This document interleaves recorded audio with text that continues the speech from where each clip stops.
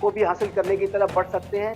और इस तरीके की मुझे लगता है कि शायद संभावना शहबाज शरीफ को भी लगता होगा कहीं ऐसा नहीं कि तख्ता पलट कर दें तो उनको गुदगुदी करते रहो, आवाम में राष्ट्र को संबोधित करते समय उनकी तारीफ करते रहो, संसद में उनकी तारीफ करते रहो, और उनको लगा कि अब युद्ध तनाव खत्म हो गया, सीज फायर खत्म हो गया, तो उन्हें फील्ड मार्शल बना दो, तो कम से कम वो ये लगेगा कि भैया कोई दिक्कत नहीं है, मेरी कुर्सी सुरक्षित रखो।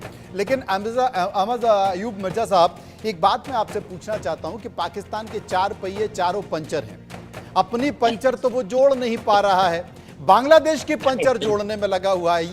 ये उसे अपना आईना दिखाई नहीं देता है क्या? देखें, जहाँ तक बांग्लादेश का ताल्लुक है, बांग्लादेश, जब भुट्टो साहब ने बांग्लादेश का दौरा किया था after liberation of East Pakistan and the establishment of Bangladesh as a sovereign state, उसके बाद से ही आईएसआई और Pakistan military through Jamaat Islami and other Tablighi Jamaat, they have been working hard on creating a section of society as a force that can be used at an appropriate time. और जो हसीना वाजिद साहिबा के खिलाफ मूवमेंट चली है, वो सारी मूवमेंट जो है जमात इस्लामी और इस्लामिक जहादिस्ट जो लोग थे बांग्लादेश के, ये उन्होंने टेक ओवर कर ली थी और उन्होंने फिर इसको रुख दिया। और ये जो आया है यूनुस साहब बैठा है अभी चीफ एग्जेक्टिव बन के, और ये सब पाकिस्तान और अमेरिका के जो है ना, ये समझ लें कि पे रोल का लफ्ज़ इस्तेमाल किया जा सकता है यहाँ, उस पे हैं, और बांग्लादेश को ये यूज़ कर रहे हैं अगेंस्ट इंडिया। लेकिन ये कामयाब नहीं होंगे क्योंकि ये माइनॉरिटी है। अगर ये मेजॉरिटी होते तो ये इलेक्शन करवाते। वहाँ बांग्लादेश में इलेक्शन क्यों नहीं करवाए जा रहे?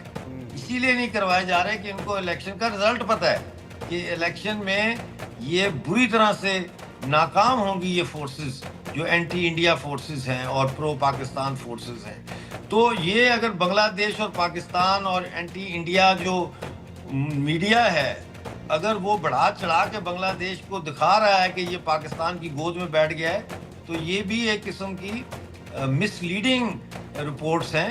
बांग्लादेश के मेजॉरिटी के अवाम जो है वो आज भी इंडिया के जो हेल्प थी उसको कदर की निगाह से देखते हैं, उसको वैल्यू करते हैं, और बांग्लादेश कभी भी वहां पर इसका असर भी नहीं देखा बनेगा। जा रहा है। कई सारी आवाजें जो वहां से निकल कर आ रही है, लेकिन कुल मिलाकर पाकिस्तान अपने ही घेरे में फंस गया है, उलझ गया है।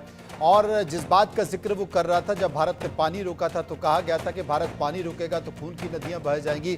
खुद पाकिस्तान की सरजमी पर पानी को लेकर खून की नदियां बही हुई हैं और पाकिस्तान कुछ नहीं कर पा रहा है सिवाय भाषणबाजी के। बहुत बहुत शुक्रिया करूंगा सभी लोगों का जो मेरे साथ इस परिचर्चा में, इस चर्चा में, बहस में मौजूद रहे।